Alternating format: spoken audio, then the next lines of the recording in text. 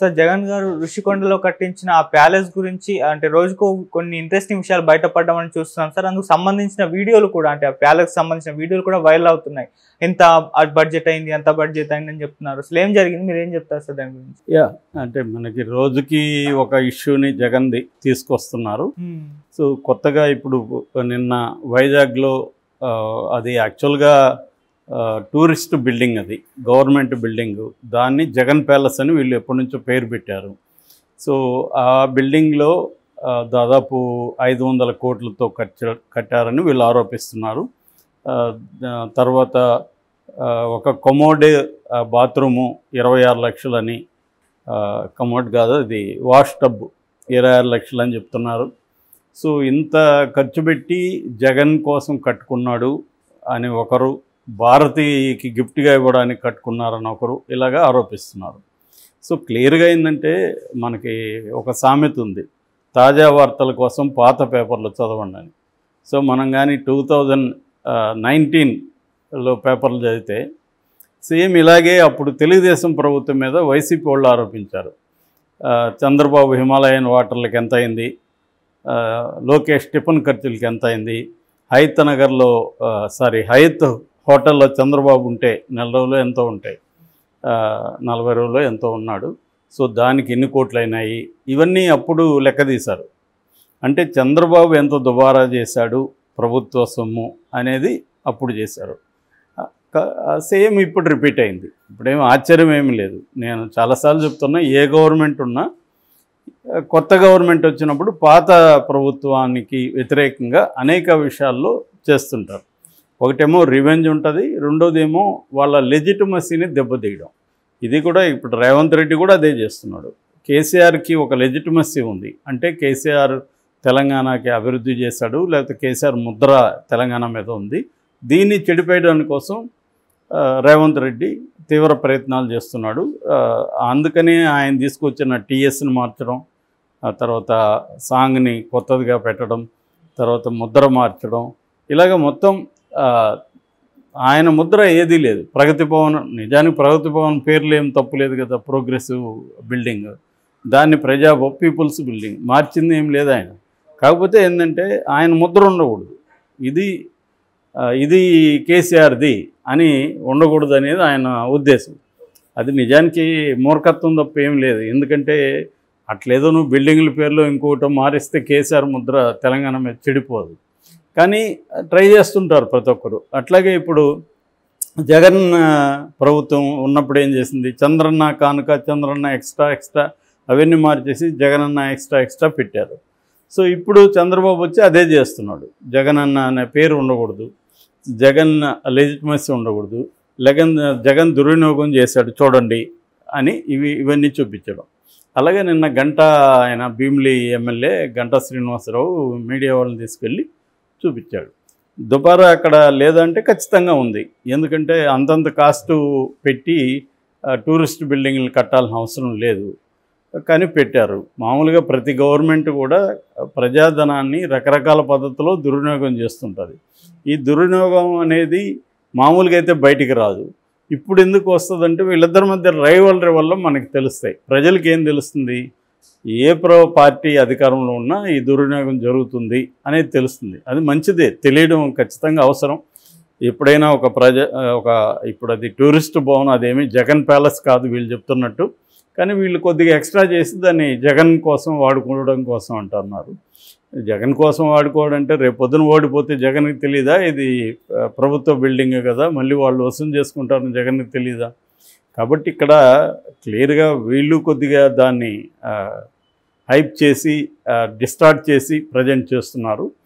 ఖచ్చితంగా మాత్రం అక్కడైతే క్లియర్గా దుర్వినియోగం జరిగిందనేది అయితే అర్థమవుతుంది, కాస్ట్లీ. దీనికి వీళ్ళు వైసీపీ వాళ్ళు ఇస్తున్న సమాధానం ఏంటి, అది విశాఖ ఒక ఇంటర్నేషనల్ స్థాయి సిటీగా డెవలప్ చేయాలి కాబట్టి దానికి ఇంటర్నేషనల్ స్థాయిలో అక్కడ రేపొద్దున డిగ్నిటరీస్ వచ్చినప్పుడు వాళ్ళకి స్థాయికి తగినట్టుగా మేము ఏర్పాటు చేస్తాం అనేది వాళ్ళ సమాధానం.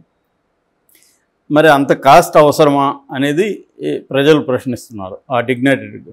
నిజానికి ఇవాళ బాత్రూమ్ ఫిట్టింగ్లు చూస్తే నేను దాదాపు నేను ఇప్పుడు 97లోనే నేను మా ఫ్రెండ్ కన్స్ట్రక్షన్ కడుతుంటే ఒక 1 year అక్కడ పనిచేస్తే బెంగళూరులో. అప్పుడే షాక్ అయినా నేను. అంటే బాత్రూమ్ ఫిట్టింగ్స్ ఇవన్నీ ఎంతంత కాస్ట్ ఉన్నాయి అని. అంటే మనకేందంటే అల్ట్రా రిచ్ కోసం ప్రతిదీ మనం ఊహించని కాస్ట్లో ఉంది. ఇప్పుడు మన పవన్ కళ్యాణ్కి సురేఖ గారు పెన్ ఇచ్చారు. ఆ పెన్ ఖరీదు ఎంత? దాదాపు 3 లక్షలు. మనం 3 లక్షల పెన్ అంటే ఎప్పుడైనా ఎవరైనా ఊహిస్తారా? 3 లక్షల పెన్ అవసరమా పవన్ కళ్యాణ్కి సైన్ చేయడానికి? అంటే ఆ స్థాయిలో డబ్బు ఉంది, సో నేను ఖర్చు పెడతాను, నీకేంటి ప్రాబ్లం అన్న ఒక జనరేషన్ ఇవాళ పెరిగింది. సో ఆ మధ్య ఆమె కవిత వాచ్ కట్టుకుంటే TV9లో అడిగారు వాచ్ ఎంత అంటే 20 lakhs అని. ఎందుకు మీకంటే నా ఇష్టం, నేను కొనుక్కోగలుగుతాను, కొనుక్కుంటా అంది. అట్లాగే ఈ మధ్య అంతా కూడా మనం ఇంటర్నెట్లో గూగుల్లో కొడితే రామ్ చరణ్ వాచెస్ అని కొట్టినాం అనుకో, విపరీతమైన కాస్ట్లీ వాచెస్ అంతా కోట్లు ఉంటాయి ఒక్కొక్క వాచ్.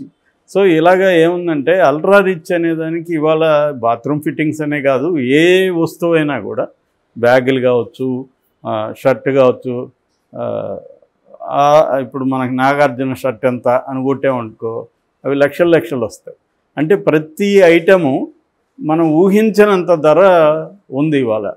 అంటే దాని ఫంక్షనల్ వాల్యూ వేరు, యూటిలిటీ వేరు, దానికి ఉండే కన్జ్యూమర్ గూడ్స్కి ఉండే ప్రిస్టేజ్ వాల్యూ వేరు. వీళ్ళు ఇంత కాస్ట్లీ అనేది ఇంపార్టెంట్ అక్కడ. సో ఆ బ్రాండ్కి ఇవన్నీ అవసరం. సో అట్లా ఇవాళ మన నిత్య జీవితంలో వాడే ప్రతి ఐటము అంత కాస్ట్లీ ఉంది. కాబట్టి అదేదో వీళ్ళు ఇది చేస్తున్నారు కానీ బాత్రూమ్ ఫిట్టింగ్స్ అంత కాస్ట్లీ ఉండడం పెద్ద విషయం అయితే కాదు మామూలుగా. ఇది రియల్ ఎస్టేట్ వాళ్ళందరికీ తెలుసు, వాళ్ళ బిల్డర్స్కి అందరికీ ఈ విషయాలు తెలుసు, ఎందుకంటే వాళ్ళు వేస్తున్నారు.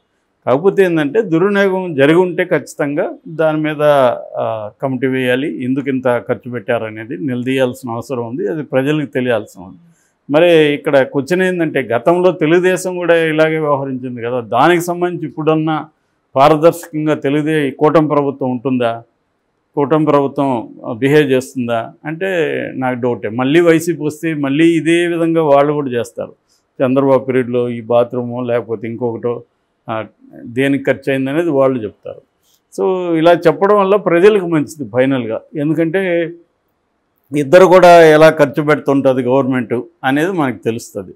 సో మామూలుగా ఇప్పుడు వీళ్ళు మనకి ఈ హాస్పిటల్స్ తీసుకున్నా లేకపోతే స్టార్ హోటల్స్ తీసుకున్నా విపరీతమైన కాస్ట్ అనేది లైఫ్లో పెరిగిపోయింది మనకి.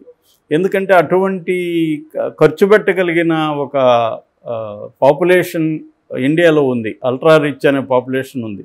లాంగ్ బ్యాకే బిల్ గేట్స్ వచ్చినప్పుడే లాంగ్ బ్యాక్ 20 ఏళ్లకు ముందే ఒక ఫిష్ ఖరీదు అంటే ఒక ఫిష్ వంటకం ఖరీదు 1000 రూపాయలు ఉంది, ఇట్లాంటివి తినే బ్యాచ్ ఉన్నారు అనేవాళ్ళు అప్పట్లోనే 10-15 ఏళ్లకు ముందే. ఇవాళ అది మామూలు హోటల్లో కూడా నీకు ఫిష్ ఖరీదు అంత ఉండేవి వచ్చేసాయి. సో అలాగే అంటే ఒక రకంగా ఏంటంటే ఇది ఇండియాలో ఉండే ఒక విపరీతమైన రిచ్ సెక్షన్ని మనకి తెలియజేస్తుంది ఈ కాస్ట్ ఇదంతా చూసినప్పుడు. అయితే ఒక గవర్నమెంట్గా జగన్ అక్కడ అంత ఖర్చు పెట్టడం అవసరమా, అది ఎట్లాగో తను ఉండడానికి కోసమే పెట్టుకున్నాడు అనేది వీళ్ళ విమర్శ. వీళ్ళేమో అది మేము ఉండడానికి పెట్టుకున్నది కాదు, అన్ని గదులు మాకెందుకు, అది టూరిస్ట్ బిల్డింగు, దానికి వేరే గవర్నమెంట్లు ఏవొచ్చినా కూడా వాడుకుంటారనేది దాంతోనే అక్కడ ఆ స్థాయికి కావాలని చేశారు. ఇది వైజాగ్ బ్రాండ్ని దెబ్బతీయడం కోసం తెలుగుదేశం ఎప్పటి నుంచో కూడా రకరకాల పద్ధతుల్లో ట్రై చేస్తుంది. ఎకనామిక్ క్యాపిటల్ అని 95లోనే చంద్రబాబు అన్నాడు, కానీ వైజాగ్ మీద ఎప్పుడు కూడా చంద్రబాబుకి ఇంట్రెస్ట్ లేదు. అతనంతా కూడా అమరావతి ల్యాండ్ స్కాము, తన మనుషులంతా ల్యాండ్ గురించి ఇక్కడే డెవలప్ చేస్తున్నాడు, మేము మల్టిపుల్గా డెవలప్ చేద్దాం అనుకున్నామని వీళ్ళు చెప్తున్నారు. కానీ ఏదేమైనా వైసీపీ ఆర్గ్యుమెంట్లో పెద్ద బలం కనబడట్లేదు.